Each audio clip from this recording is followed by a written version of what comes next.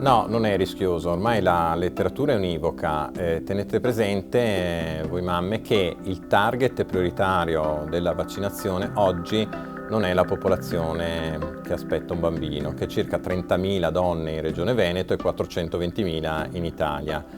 Quindi chi deve essere vaccinato in gravidanza? Se esistono dei cofattori, se voi fate parte del personale sanitario o siete caregiver, voi diventate ad alto rischio di contaminazione. Oppure se avete patologie associate come può essere il diabete, l'obesità, l'ipertensione, voi siete più a rischio, in caso di infezione da corona, di sviluppare una polmonite. Oppure se avete più di 35 anni e siete di nazionalità non italiane con condizioni sociali disagiate, avete più rischi di aggravare le vostre condizioni di salute. Quindi questi fattori vanno presi in considerazione dal professionista per vaccinare la gravida, e i 4 tipi di vaccino, i 2 mRNA e i 2 ad adenovirus inattivato, sono considerati sicuri.